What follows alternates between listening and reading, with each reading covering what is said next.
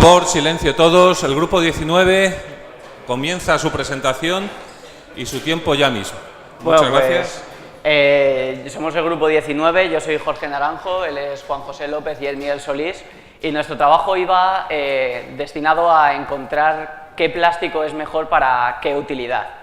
Entonces, lo que pensamos fue en hacer diferentes ensayos para encontrar sus propiedades y ver cómo se diferenciaban de unas a otras.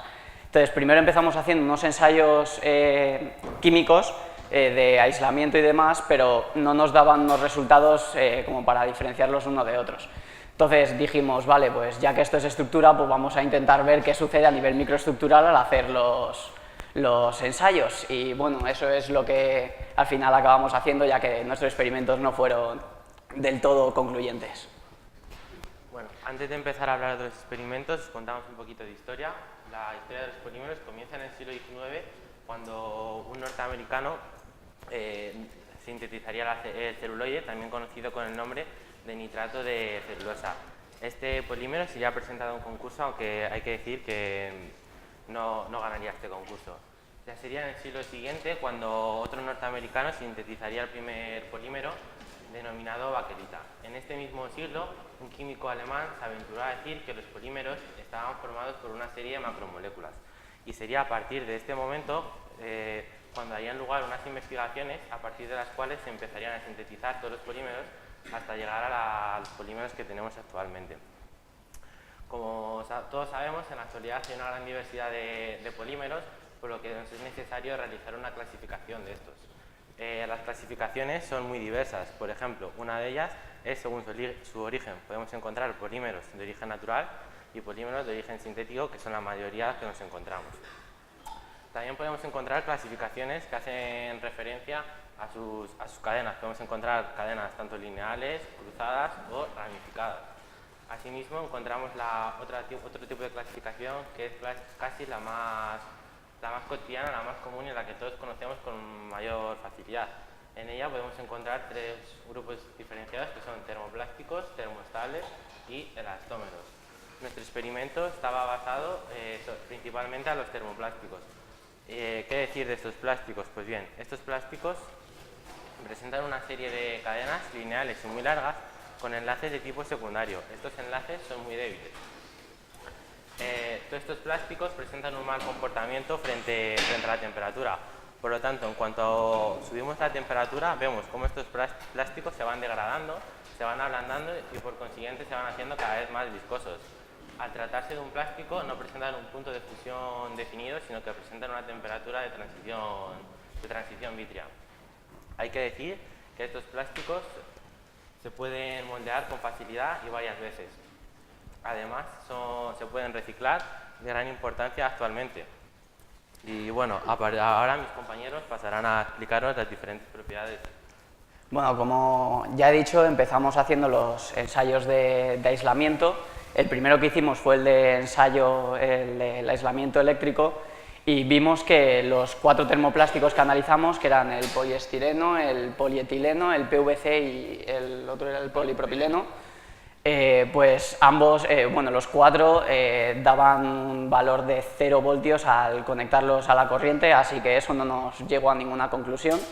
Y eso sucede porque los plásticos, la base principal es de carbono y tiene sus 4 enlaces los tiene con otros átomos, entonces no quedan electrones libres por los que pueda fluir la corriente.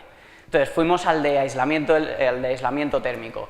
Los plásticos son buenos aislantes térmicos, pero el problema, como ha dicho Miguel, es que al subir un poco la temperatura, a temperaturas relativamente bajas, el plástico empieza a degradarse y ya no nos es útil. Entonces estos plásticos no se usan como aislantes térmicos. Y por último, hicimos el de aislamiento acústico, y los plásticos, vale, son buenos aislantes acústicos, pero tampoco presentan una gran habilidad para amortiguar el sonido. Y realmente el mejor, creo, me parecía encontrar que era el plomo, aunque por algún motivo que desconozco no se usa. Y bueno, como los ensayos químicos no nos sirvieron de mucho, fuimos a los ensayos mecánicos, de los que os va a hablar ahora Juanjo. Bueno, yo os voy a contar las propiedades mecánicas de los 4 plásticos que hemos analizado, y los voy a intentar relacionar un poco con su estructura, que es más o menos lo que suele interesar. El primero es el PVC, o cloruro de polivinilo. Es un polímero plástico formado por carbono, al que se le han añadido átomos de cloro. Estos átomos de cloro lo que hacen es que haya una gran cohesión en la red y le dan propiedades mecánicas de alta dureza, tenacidad y resistencia. Este cloro también lo que hace es formar momentos dipolares grandes y lo que causa es que sea un buen aislante eléctrico. Luego está el polietileno, que es un polímero que tiene una red cristalina y tiene características como transparencia y es inocuo al CO2 y a la humedad, lo que le hace bastante útil para fabricar envases y cualquier tipo de recipiente para guardar productos, muy útil en la industria. Luego hemos también estudiado el polipropileno, que es un polímero, contiene radicales metilo, y en función de cómo estén colocados esos radicales metilo se pueden dar varios tipos de plásticos con diferentes propiedades. Si esos radicales metilos están orientados en la misma orientación, se dice que es un polipropileno isotáctico. Si están alternados, es indiotáctico, y si están totalmente al azar los radicales metilos, se dice que es atáctico. El polipropileno también tiene una baja densidad, tiene resistencia a las tensiones y resiste muy bien la fatiga, lo que le hace muy interesante a la elaboración de productos. Y por último tenemos el poliestireno, que se caracteriza por tener una buena maleabilidad, lo que nos da que al calentarlo podamos conformarlo bien, y eso produce que en la industria tenga un gran uso. Hay muchos tipos de poliestireno, como pueden ser el compacto, el extendido, el extruido, el cristal y el de choque, y cada uno tiene diferentes características. Y bueno, y ahora voy a hacer una especie de conclusión. Después de nuestra investigación hemos aprendido que los plásticos son un material bastante útil a la hora de hacer muchos productos, y a base de nuestros experimentos y de lo que hemos podido investigar entendemos por qué tienen tanto desarrollo y por qué se utilizan tanto. Y bueno, y ya está. Muchas gracias por vuestra atención. Pues muchas gracias por vuestra presentación. Y ¿Alguna pregunta? pasamos al turno de preguntas. Os paso el micrófono por ahí arriba. Recordad poneros de pie y decir vuestro nombre y grupo. Hola.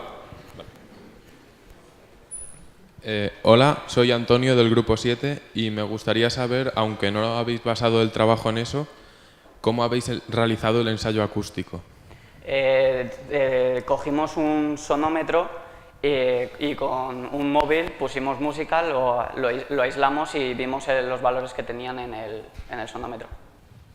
¿Y cómo funciona un sonómetro? Recoge la cantidad de sonido que estaba emitiendo el móvil. Vale. Y te marca el valor en decibelios. Ajá, vale. Muchas gracias. Espera, a ver si hoy le da la gana este otro micrófono. Pues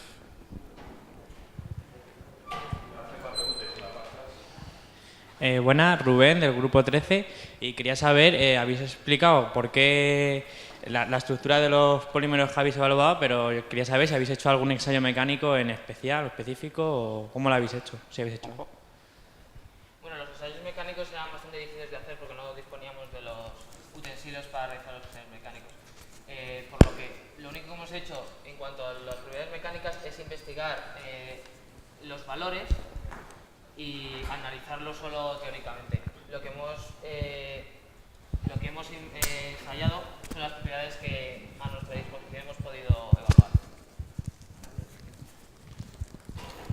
Soy Rocío del Grupo 10 y quería preguntar, habéis hablado de ensayos químicos que no salieron bien, pero ¿qué hicisteis exactamente? no es que no salieran bien, es que no nos daban unos resultados que nos permitían sacar unas conclusiones, porque lo que hicimos fue teníamos los mismos resultados para los 4 plásticos, entonces eso no nos daba ninguna utilidad, porque dijimos, vale, nosotros lo que queríamos era especializar, decir, vale, pues si este tiene mejor aislamiento térmico, pues sabemos por qué se usa este, pero como todos nos daban más o menos lo mismo, no nos servía para nada.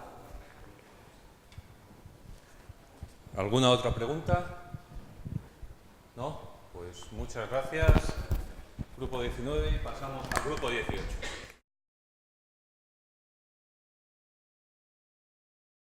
Bueno, buenos días, somos el grupo 18 y nuestro trabajo va, o por lo menos ha intentado ir, sobre los chalecos antibalas, utilizando una mezcla de almidón, que es maicena y agua, que la vamos a pasar por aquí y podéis ir viendo pues cómo actúa.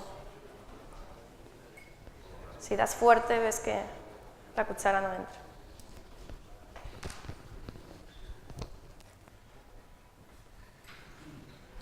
Bien, espera, que esto no se mueve. Vale, bien. Para nuestro experimento hemos usado la maicena, que junto con el agua va a hacer una mezcla, que va a ser un coloide, y que lo vamos a usar como fluido no newtoniano. Bien, un fluido no newtoniano es aquel que su viscosidad varía según el esfuerzo que le ejerzamos. También varía con la temperatura y tiene unas propiedades, la verdad es que bastante interesantes. Esto es una gráfica donde aquí en el eje de la X tenemos un esfuerzo cortante, que es una tensión que le vamos a hacer al fluido, y esta es la velocidad de deformación. Esto es lo que sería un fluido newtoniano, donde la tensión y la velocidad de deformación permanecen constantes durante todo el ensayo, y en los fluidos no newtonianos podemos ver que la curva es de tipo exponencial. Eso quiere decir que cuanta más esfuerzo hagamos, menos velocidad de deformación vamos a conseguir en este caso, y en el caso contrario, a tensiones mayores, la deformación va a ser mayor con menos tensión, ¿no?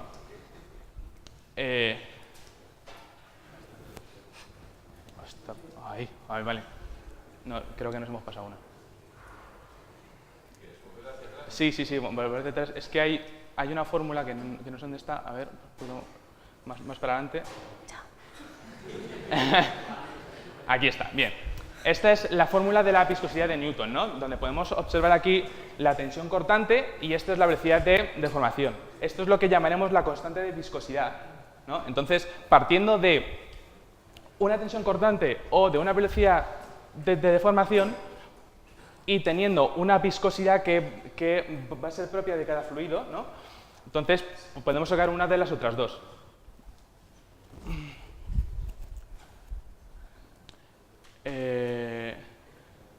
Bueno, esto es lo de fluidos newtonianos. Bien, esta es nuestra hipótesis.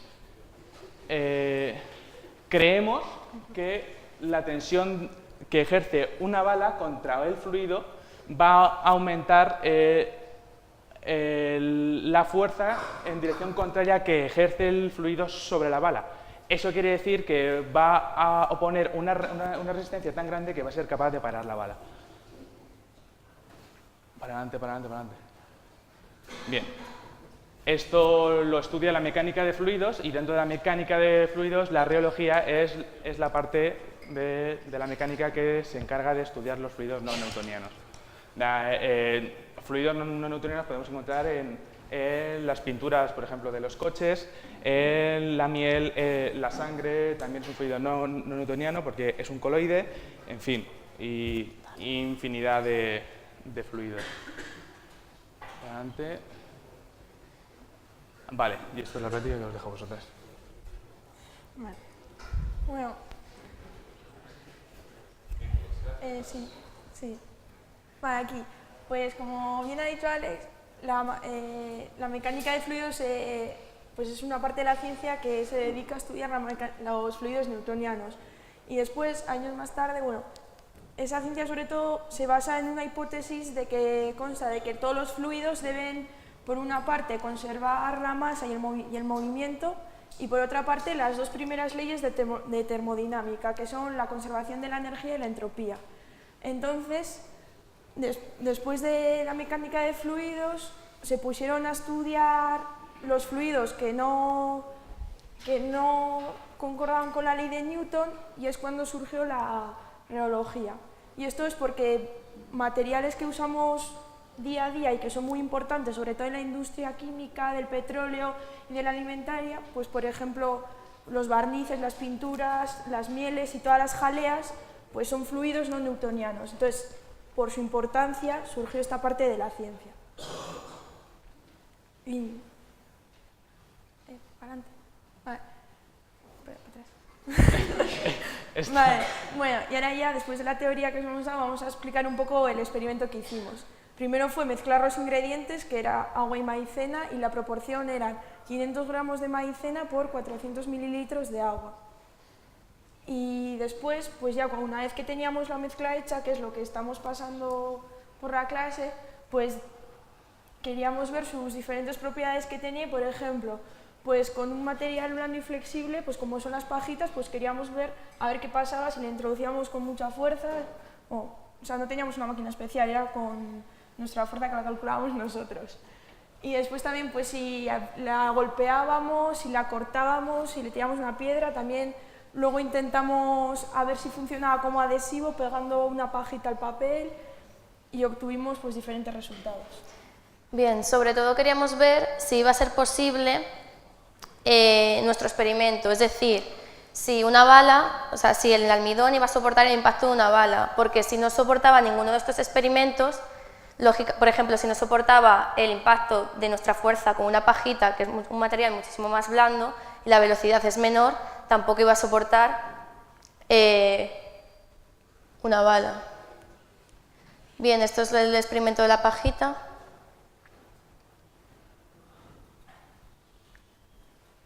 Sí, le dará a cargar al amigo. Están, a ver, pues el de la pajita, aquí a la derecha, ese es. La verdad es que tienen un nombre un poco curioso.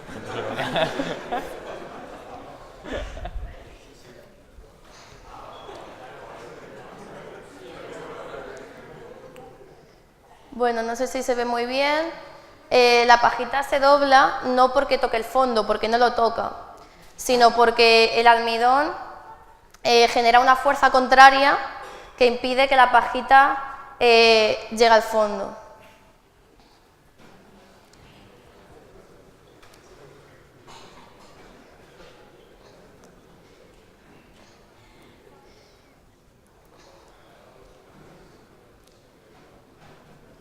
Bien, el siguiente experimento que hicimos fue simplemente golpear con la mano para ver si salpicaba, ya que como un chaleco antibalas va a ser utilizado pues, o por militares o por policías, si salpica se puede perder material, entonces no sería posible. Lo podéis comprobar ahí, sí, que no salpica absolutamente nada, es más, la mano se queda incluso pegada. Llega un momento en que levantamos, eso tendría como 1 kilo, y conseguimos levantarlo todo con la mano, simplemente pegando golpes.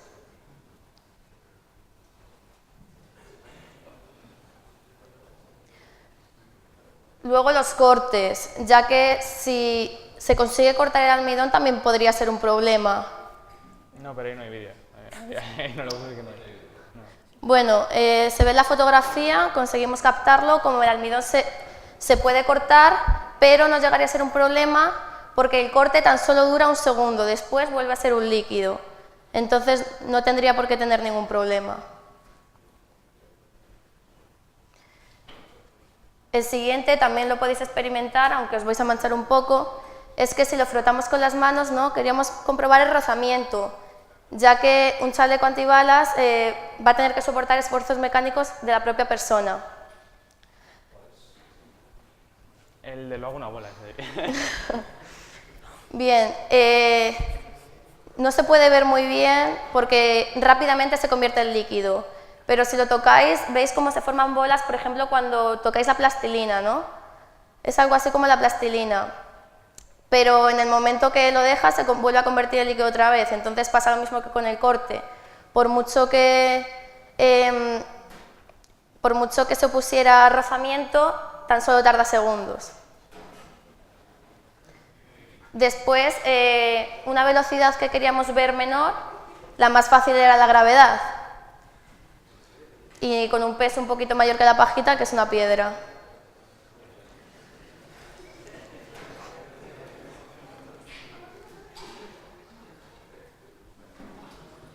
Vale, la piedra, el almidón, impide el impacto de la piedra, incluso como con la mano podemos levantar toda la mezcla,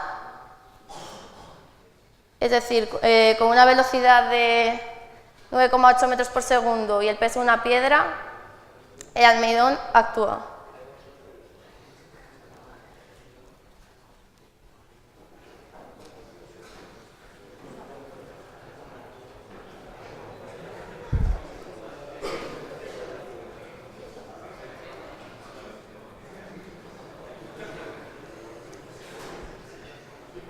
Vale, ¿qué pasa cuando el almidón choca con almidón?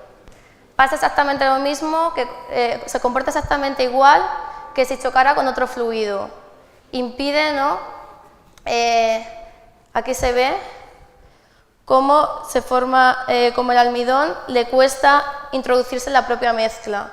Incluso al caer, simplemente cayendo, parece un tubito de plastilina. También queríamos ver si podía servir como pegamento.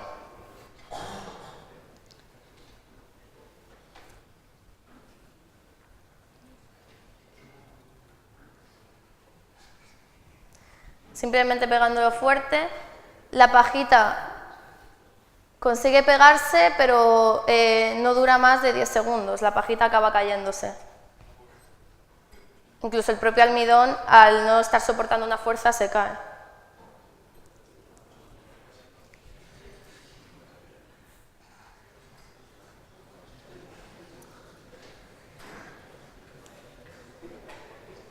Bien, y por último, el último experimento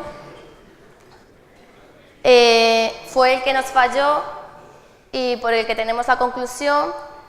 Antes de crear un chaleco antibalas, queríamos ver qué pasaba con una escopeta de perdigones y un huevo, simplemente. Pues en el disparo de almidón, ahí arriba, al lado del informe es.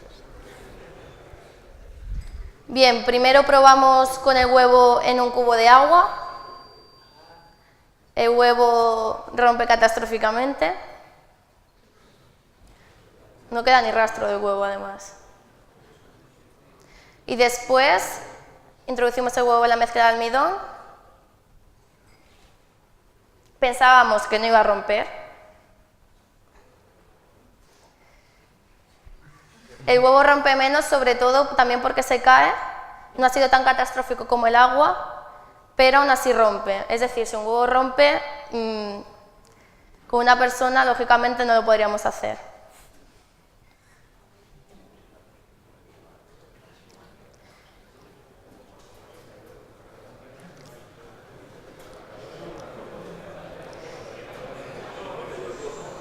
Bien, y aquí es donde llega nuestra conclusión. Es decir, que el almidón es insuficiente para parar el impacto de un perdigón, por lo que también será insuficiente para parar el impacto de una bala y no será posible crear un chaleco antibalas simplemente con almidón. Investigando también vimos que lo que se utiliza es Kevlar, también un fluido no newtoniano, pero las propiedades lógicamente son mucho más mayores que el almidón y también es más caro.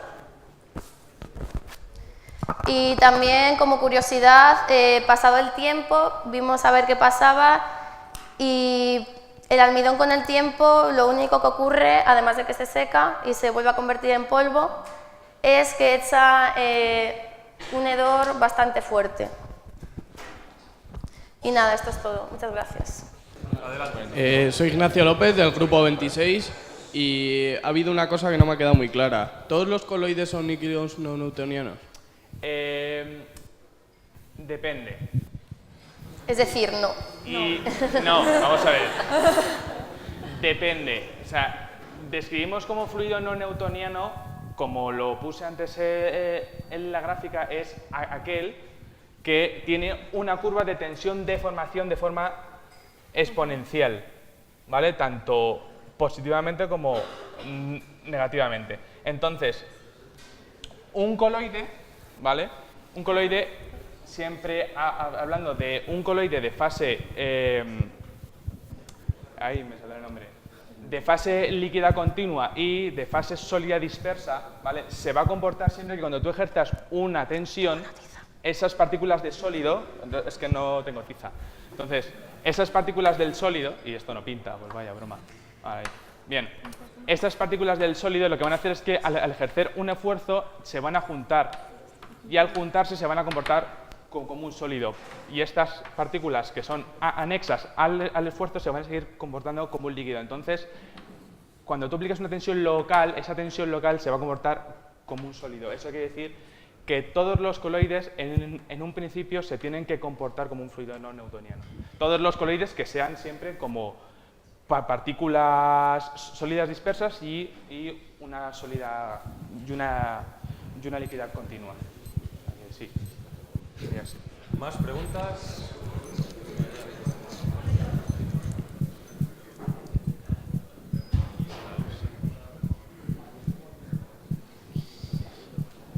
Hola, soy David del grupo 5 y quería saber si habéis investigado las características del Kevlar, que son con lo que se realizan la mayoría de los chalecos antibalas, y habéis comparado las propiedades con el almidón. Científicamente no lo miramos, pero sí que estuvimos observando que cuando tú hacías un chaleco de Kevlar, por ejemplo, vimos un vídeo en el que se ponían las placas de Kevlar y, por ejemplo, el disparo de una flecha con un arco no lo soportaba. Entonces, luego se hizo un nuevo chaleco con las láminas de Kevlar y entre lámina y lámina se ponía un fluido no newtoniano. Entonces, fíjate tú que justamente en el momento en el que impactaba la flecha, pues ya lo resistía. O sea, que quiere decir que el Kevlar solo no lo resiste, pero y el fluido newtoniano por sí solo tampoco. Entonces es la unión de los dos lo que hace posible una mejor defensa para todo tipo de agresiones contra el cuerpo. Vale, gracias. Una última pregunta. Hola, soy Félix, del grupo 6. ¿Por qué habéis escogido esas proporciones de agua? Y si habéis probado con alguna otra. Pues, bueno, lo cogimos esas proporciones porque al estar mirando en internet, investigando ya antes del experimento, vimos que aparecían esas proporciones y después a la hora de hacer el experimento hicimos con esas proporciones y iba perfecto. Claro, no lo hicimos más grande, queríamos intentarlo con una piscina, ¿no? Lo típico que vas andando por encima de la piscina, pero era muy caro porque ese saquito de ahí, esa bolsita, son solo 250 gramos de maicena. Entonces, para llenar una piscina que son litros y litros, pues era bastante caro. Pues muchas gracias, Grupo 20.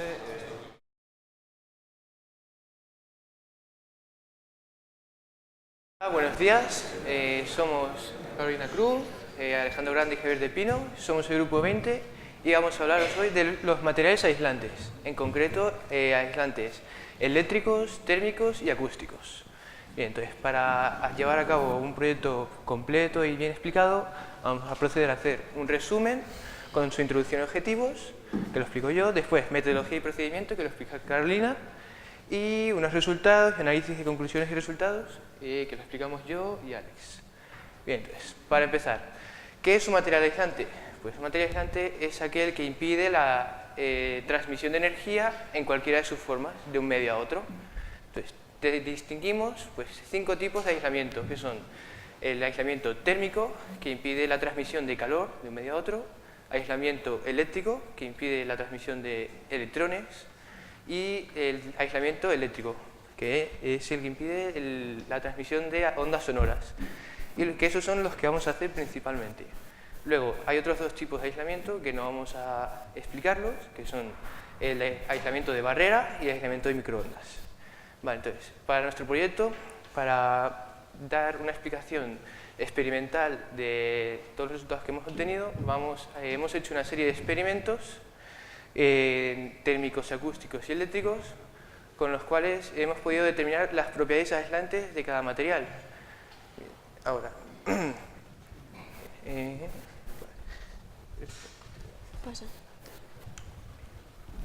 Bueno, en cuanto al procedimiento experimental, en cuanto a los experimentos de tipo térmico, hemos hecho dos tipos de experimentos que se distinguen en la fuente de calor.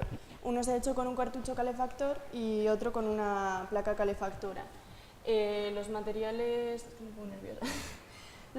que hemos utilizado son mullita y latón perforados, son cilindros de mullita y latón perforados en el centro con un diámetro igual al del cartucho calefactor y otros materiales también con forma cilíndrica como son metacrilato, polietileno, teflón. Bueno, la primera prueba que realizamos consistía en introducir en el hueco de la mullita y del latón, de estos materiales que podéis ver aquí, el cartucho calefactor bien ajustado y con el controlador de temperatura al que este estaba unido aumentamos la temperatura hasta unos 400 grados, asegurándonos de que obteníamos la potencia deseada, que eran unos 100 vatios. De esta manera, cuando alcanzamos la temperatura deseada, pues con un termopar medimos la temperatura en la superficie externa del cilindro de mullita y de esta manera hallamos la diferencia de temperatura entre la superficie interna y externa del material y con los datos ya conocidos de antemano, como eran las dimensiones y la potencia del cartucho y las dimensiones de los materiales, pues con esta ecuación pudimos hallar la constante de transmisión del calor. Este experimento del cartucho también lo llevamos a cabo con el latón y con el resto de materiales como el polietileno, el teflón, pues este ensayo no pudimos realizarlo ya que no conseguimos estos materiales perforados con el diámetro del cartucho. O sea que lo hicimos con una placa calefactora aplicando calor, una temperatura de unos 95 grados y lo único que esta vez, en vez de hallar la constante de transmisión de calor, hallamos el flujo de calor y aplicamos entonces calor en la base del material, medimos con un termopar también la temperatura de la base superior y con la diferencia de temperatura y con la constante, que ya la conocíamos pues buscándola en fuentes informativas y eso, pues aquí hallamos el flujo de calor. Y ya está, a continuación nos vamos a seguir explicando el procedimiento del eléctrico y del acústico. Vale. En relación a los ensayos de tipo eléctrico, consistió simplemente en colocar los dos electrodos del polímetro y medir la resistencia a ambos lados de los cilindros. Era un experimento muy simple y simplemente pues, nos marcaba la resistencia y de esta manera sabíamos cuál era más aislante y cuál menos. En el experimento acústico lo que hicimos fue fabricar unas cajas en las cuales dentro metíamos un móvil con una canción que tuviera un sonido constante y luego fuera con un sonómetro medíamos los decibelios que tenían fuera. Al principio los medíamos dentro y entonces calculábamos la diferencia y de esta manera pues sabíamos cuál era más aislante también. Bueno, en cuanto a los resultados del experimento térmico del cartucho calefactor, pues los realizamos, como ha dicho Carolina, con esta ecuación, en función del calor y el área, la variación de temperatura y la variación de longitud. Bueno, lo primero que vemos en la tabla es que los resultados del coeficiente de transmisión de calor son parecidos y todos sabemos que la mullita es un cerámico y el latón es un metal, con lo cual no deberían parecerse en nada, porque el latón transmite mucho mejor el calor que el cerámico. Esto se debe a que el cartucho calefactor se nos fundió cuando estamos realizando el segundo experimento con el latón, alterando nuestros resultados de manera muy drástica.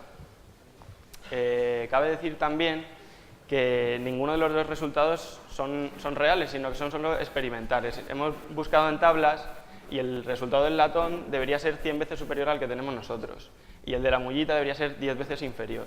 Con lo cual, lo que también nos hace pensar es que el cartucho no tenía los 100 vatios de potencia que suponíamos que nos estaba dando sino que tenía bastante menos porque el resultado de la muñeca tampoco se asemeja al real. Además, nosotros hemos llevado a cabo algunas simplificaciones, como son que cuando realizamos este experimento hay aire estanco en la caja en la que lo realizamos, entonces el calor no se evacúa de la manera que debería. Y que hemos supuesto que el calor solo se dispersa por la superficie circular del cilindro, no por los laterales. Entonces eso también nos ha llevado a una fuente de error. Y ahora Javi seguirá explicando. El segundo experimento térmico que hemos realizado es con la placa calefactora, en la cual con cada uno de los materiales que íbamos a analizar los hemos colocado en un aparato que llamamos placa calefactora y lo hemos calentado a unos 95 grados de temperatura. Hemos esperado a que se estabilizara y mediante el termopar hemos medido la temperatura en el inferior de la probeta y en la parte exterior.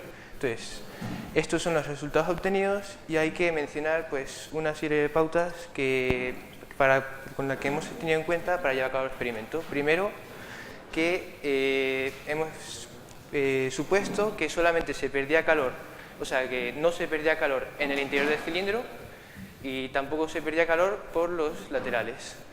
Entonces, con los resultados que hemos obtenido podemos ver que los materiales como el latón o el aluminio son los que tienen una constante de transmisión de calor mayor, debido a que son metales, y el teflón y la mullita, que son materiales poliméricos o cerámicos, son los que tienen menor constante de transmisión de calor y por lo tanto son los mejores aislantes térmicos.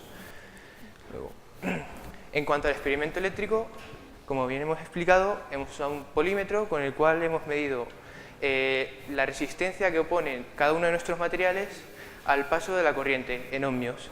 Entonces vemos que los plásticos, en los cuales pues, incluimos el polietileno, la espuma poliuretano, etcétera, el metacrilato, pues tienen una resistencia infinita, es decir, no permiten el paso de corriente.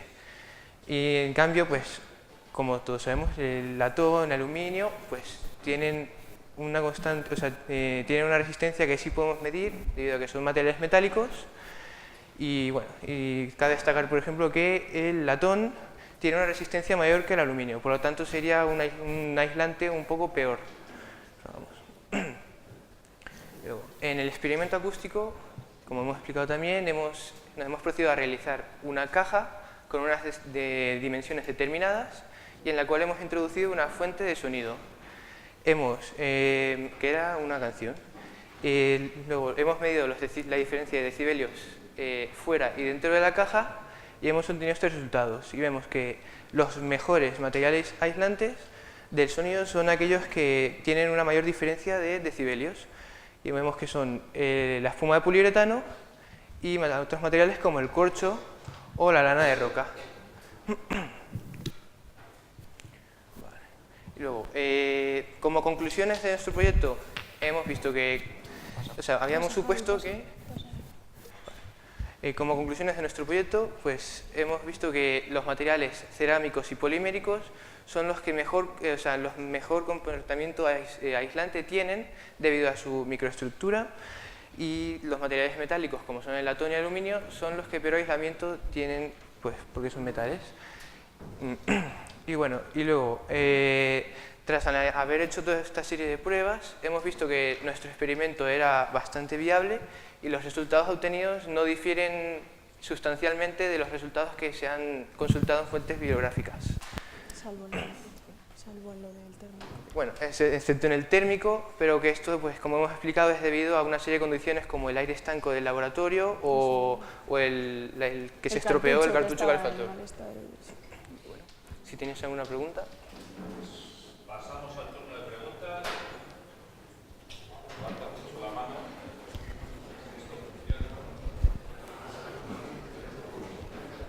Enrique Rodríguez del grupo 12.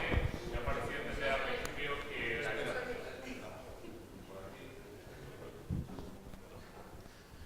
Buenos días, Enrique Rodríguez del Grupo 12. Me ha parecido entender al principio que uno de los aislamientos que podía ser es el aislamiento barrera. ¿Me podrías explicar un poco en qué consiste y por qué lo habéis descartado? Bueno, nosotros hemos realizado en principio solamente los 3 aislamientos que hemos explicado, el eléctrico, térmico y acústico, porque eran los más fáciles y los más factibles de realizar. El aislamiento de barrera, pues apenas no lo hemos ni mencionado, es simplemente algún dato que me ha dado. Pero bueno, el aislamiento de barrera, como curiosidad, pues es un tipo de aislamiento que se da en algunos circuitos electrónicos, pues es un aislamiento pues, que evita que la potencia del aparato pues, se pierda potencia, algo muy raro. Y bueno, también había otro tipo de aislamiento que era el aislamiento de microondas, que es, se utiliza en laboratorios, o sea, simplemente como medida de seguridad. No sé, por ejemplo, para crear medios estériles o asépticos, o también para pues, proteger de posibles pues, explosiones en experimentos o lo que sea.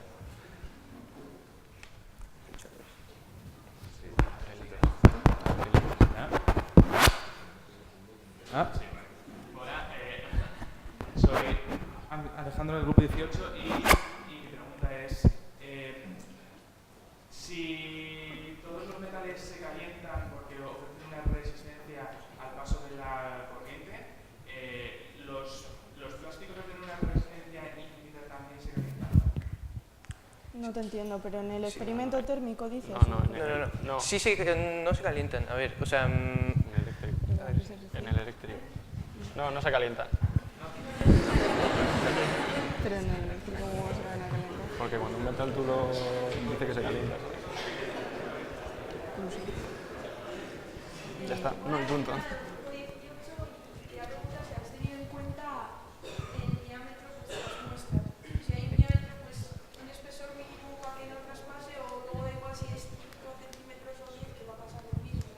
Sí, en la ecuación, en el área, pues sí que lo hemos tenido en cuenta y también en la diferencia de longitud, aquí lo que poníamos es el espesor de... Bueno, esto en el cartucho, por ejemplo, aquí en la diferencia de longitud lo que hemos puesto es el grosor desde el diámetro interior al exterior y en el área, pues también en todas, pues lo mismo y hemos usado un radio logarítmico, o sea que no es ni en el medio así, digamos. Pero sí que lo hemos tenido en cuenta las dimensiones. ¿Alguna otra pregunta? Sí, ahí hay 2. Paso de esa.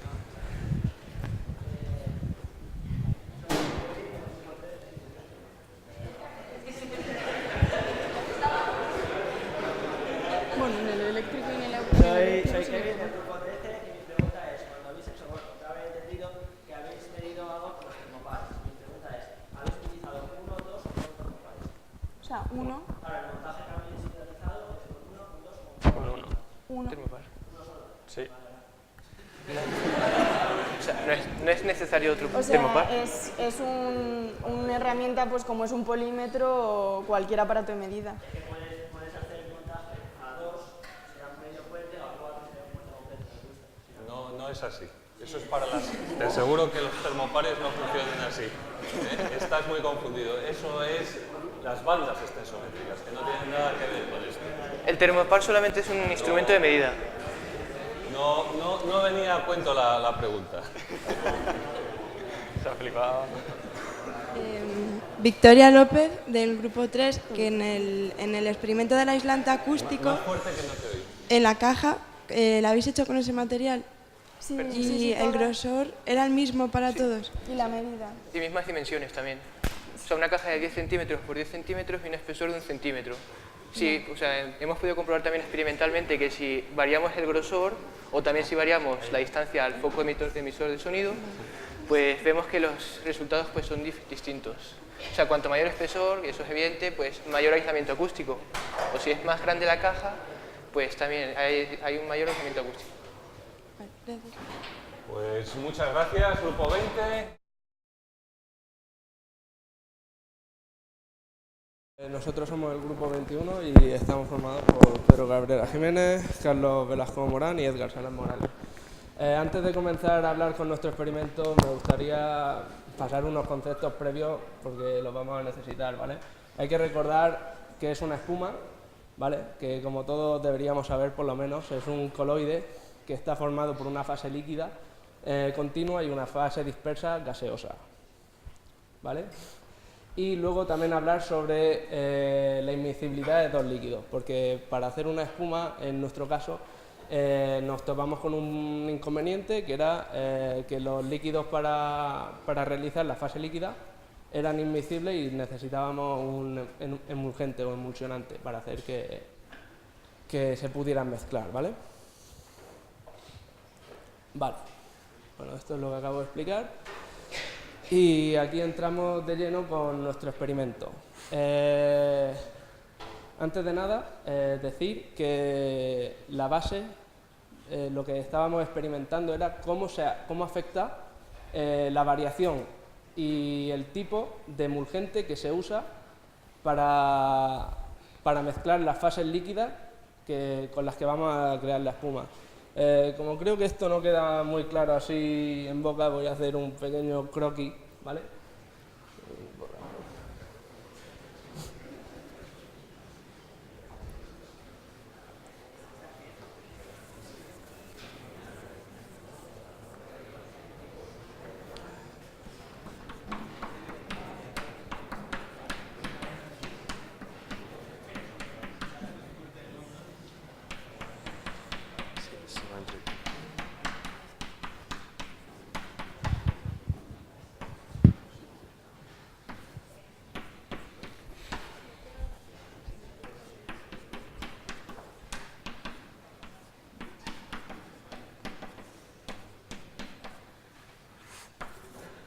No se ve, pero no hace falta. Fase líquida 1, fase líquida 2, tenemos un problema, son inmiscibles, como el agua al aceite. Metemos un emulgente y conseguimos una fase líquida final. Lo batimos y conseguimos una fase... lo batimos introduciendo aire, la fase gaseosa, y conseguimos la espuma. Hasta aquí yo creo que está todo claro. Entonces, vamos a ver cómo conseguimos esta fase líquida 1. A partir de semillas de lino, una vez que las hervimos y las colamos, conseguimos esa fase líquida que es así un poco como un gel, ¿vale? Y no se puede hacer una espuma solo a partir de esto, porque necesitamos pues colorantes, ¿cómo se llama? ¿Qué?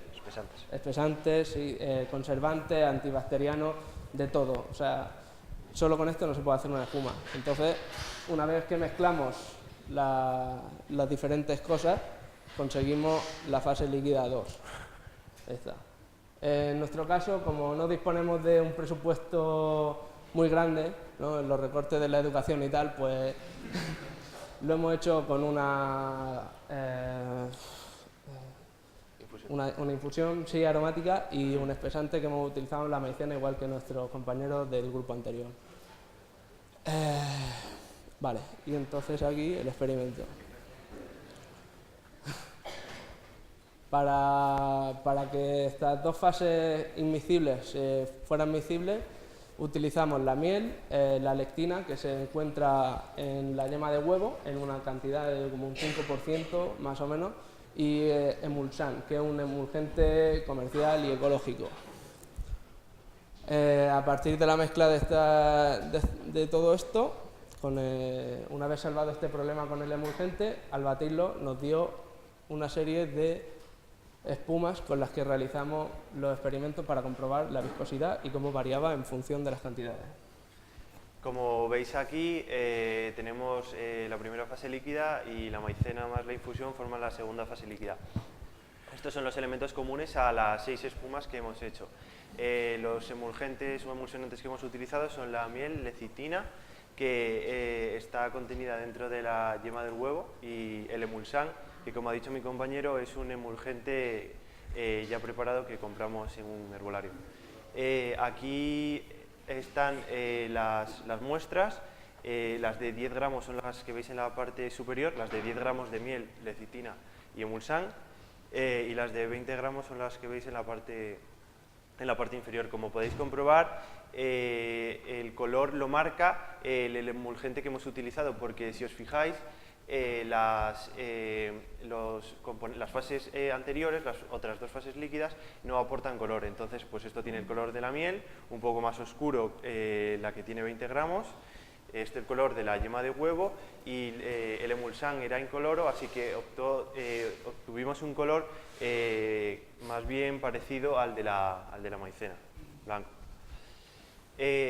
Una vez que ya teníamos las 6 muestras, teníamos que medir la viscosidad, y para medir la viscosidad pues encontramos una fórmula en una página de una universidad.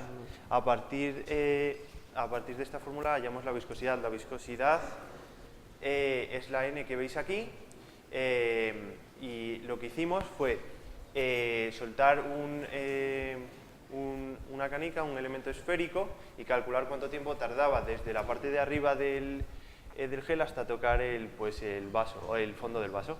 Y aquí es la velocidad, esto es la velocidad que tarda en recorrer la canica desde arriba hasta el fondo, la fuerza de la gravedad, la densidad de la canica, la densidad del fluido, R, que era el radio de la canica elevado al cuadrado, y la N, que es la viscosidad. Esta N es la que sacamos para ver cómo variaba la viscosidad en todos nuestros casos.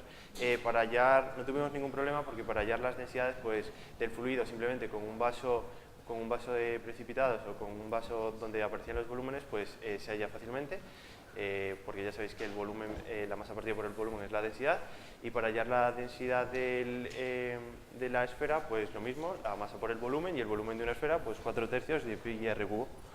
Y nada, y a partir de aquí obtuvimos todos estos datos que os va a explicar mi compañero Edgar. Vale, una vez realizado el experimento, pues recogimos una serie de datos obtenidos. Como ya hemos dicho, variamos entre 10 y 20 gramos. Los emulgentes eran la miel, el emulsán y la yema de huevo, ¿vale? El diámetro medido en centímetros era el de la canica, como se ve no varía, puesto que es la misma. Luego está el desplazamiento, medido en centímetros, que sí que varía debido al volumen de la espuma que salía. Luego está el tiempo, medido en segundos, que era lo que tardaba la canica en atravesar lo que es el fluido. Y luego la velocidad de caída, que era espacio recorrido partido tiempo transcurrido. Bueno, luego con esta serie de datos obtuvimos la viscosidad, medido en kilogramos partido metro segundo, que se obtenía muy fácilmente. Teníamos la fórmula que ha explicado mi compañero, pues despejabas la N, que era la viscosidad, y ya te salía la viscosidad. Bueno, para que quede un poco más claro, hicimos una representación gráfica de resultados. Esta gráfica es general de la relación emulgente-viscosidad. Las columnas naranjas se refieren a la viscosidad de los 3 emulgentes. Como vemos, varía considerablemente. Ahora hablaré un poco más a fondo. Luego también están las columnas azules, en el que nos referimos al emulgente en gramos. Como he dicho, entre 10 y 20 gramos era lo que estábamos variando.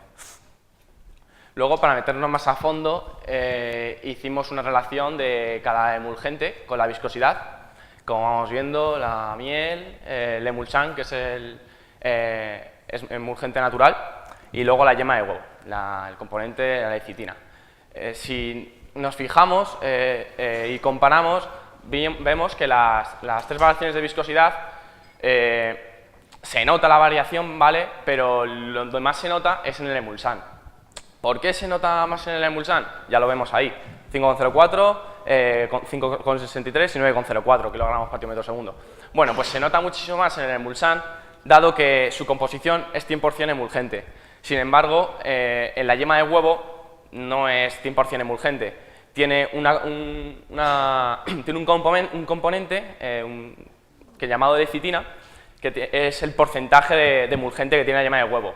Y claro, varía, ya que hemos cogido ahí 10 gramos y 20 gramos de emulgente 100%. Y aquí, claro, hemos cogido 10 gramos y 20 gramos de yema de huevo.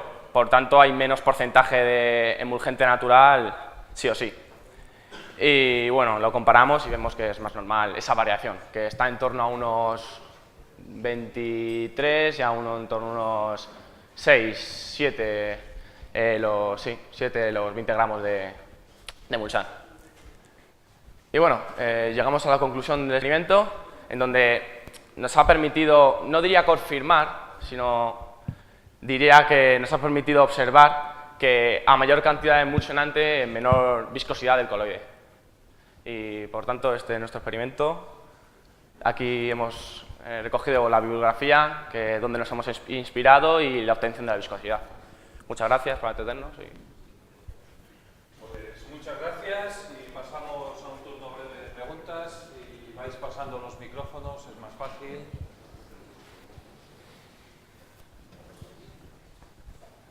Hola, buenos días, soy Gael, del grupo 10. Quería saber si esto tendría alguna aplicación especial o... Contesto yo, ¿vale? Contesto yo. En principio, lo que habíamos visto es que se podía hacer una espuma casero con elementos de andar por casa. Entonces, lo único, pues si te quedas sin espuma de afeitar, pues hacértela con cosas de casa. Eso sí. Pero también habría que comprobar que nosotros no lo hemos hecho porque tampoco era la base del experimento si el pH de las muestras es neutro, porque como sabes, si no es neutro te puedes quemar la piel. Y también, claro, si de verdad quieres afeitarte con una espuma casera, lo primero que te diría es que te vas a tener que gastar más dinero en componentes que nosotros hemos obviado, como antibacterianos, por ejemplo, si te cortas.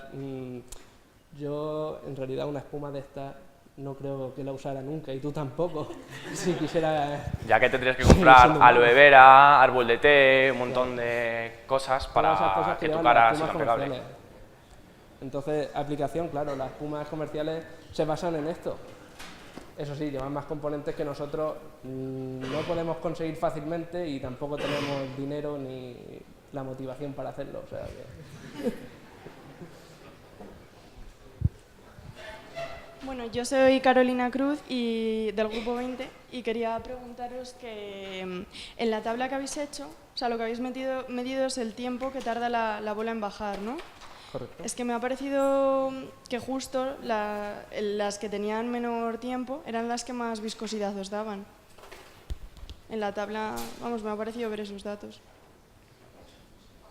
Esto no.